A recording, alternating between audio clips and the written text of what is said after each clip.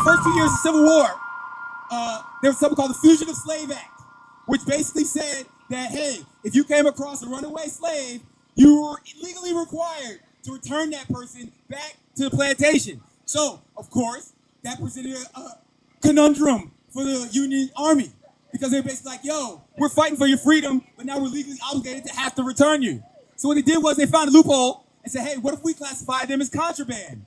Contraband being like, hey, the spoils of war. If you beat somebody in war and you take over their fort, you get all the ammunition, you get all the food and rations and all that stuff they have there. So what we're going to do is classify them as contraband. That way we don't have to return them. So then what happened was these same forts that you're going to be running to, they became beacons of sanctuary for all the slaves. 3 in the morning, the pancake house. Come on. 4 in the morning, we'll be rolling to my house. What? 5 in the morning, the lights go out.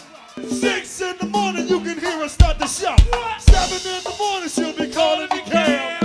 8 in the morning, talking about the pussy head. Come on. 9 in the morning, then she just getting home. yo. Talking about the overnight scenario.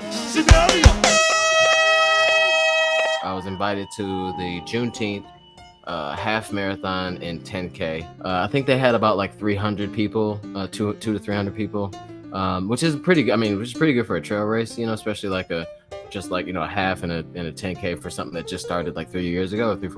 Probably have to guess like maybe 80%, you know, black folks or so, maybe a little bit more than that. I mean, obviously everyone is welcome, obviously, and it doesn't feel like it doesn't feel like it's only for, you know, for like black folks, which is great, but was also a very, very cool experience to be at a race that was, you know, created by a black guy, created for black people.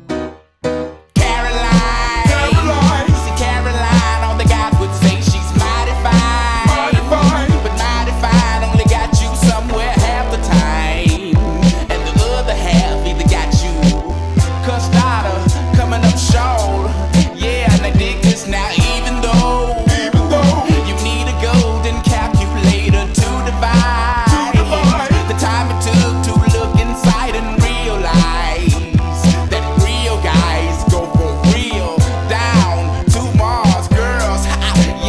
So we're at the finish line. We got a notice about 20 to 30 minutes ago that the first finisher should be coming up. Right now, this is what the clock time says, 1:21:13. So any moment now, we will have our first finisher. It was like relentless, you know, like, and then you're jumping over trees too, like while going uphill. And it's like, I just can't do this. Like my body isn't meant for this, you know? So I had to stop and get it together. And then I stopped again at mile 4. And then I stopped again at 5.5. And then I finished the race. I managed to win the race, but I also thought that I was racing other people that dropped me at mile like 3 or 4 that were doing the half marathon. Wow. So not only did I get dropped, I got dropped by people that were doing double the distance. Now all heroes don't wear capes, and all villains don't get away. But all limits eventually fade. I don't wanna be good, again, I'm trying to be great. It's hard when your back's against the wall, and if you got an order, keep your feet up on the floor. So I thank the Lord when I wake up in the morning, cause to and from the order of every reason I was born. You can see the power when the mic is in my palm. When I storm across the room, hit the stage and perform. Word is born, don't be alone. Don't let me have to sound the horn and drop a bomb.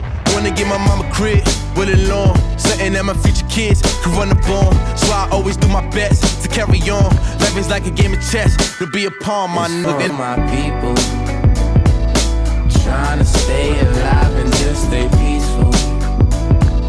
So hard to survive, but we're so lethal. Who would take a stand